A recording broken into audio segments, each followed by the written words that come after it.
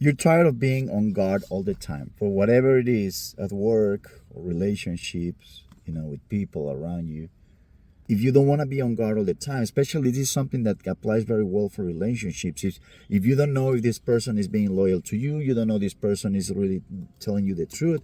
You just have to set the boundaries very clear from the beginning. And it's probably even better that than the unexpected. You say, you know what, this is one thing this is one thing that I require to do.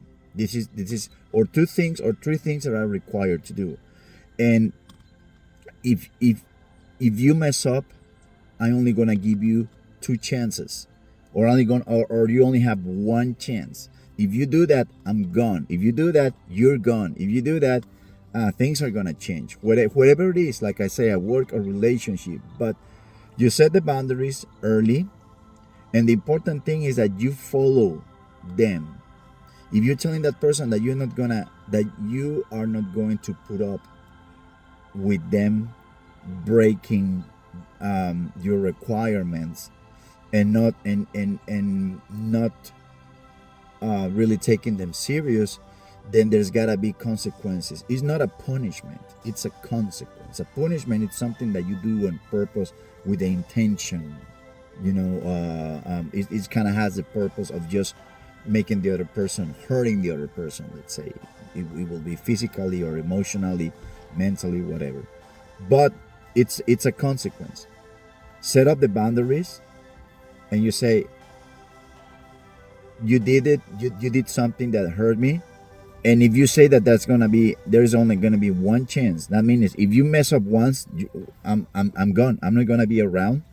Then you gotta stick to it, because the moment that you don't have the power in your word to support what you said before, the moment that they see you that you're letting up, the moment that they see you like, oh, I broke a rule here, and then he sees that you're okay with it, or okay, I forgive you, don't worry, just don't do it, again.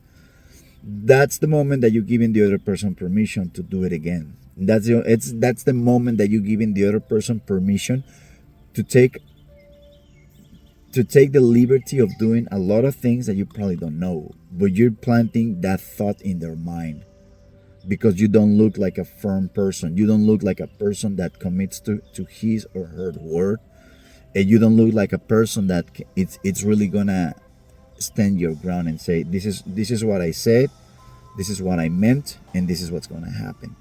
So pay it. So if you're tired of being on guard, if you don't know a person in a relationship is being loyal to you or faithful or something, well, all you gotta say, you just gotta set the boundary and say, you know what, this is what I need you to do for me.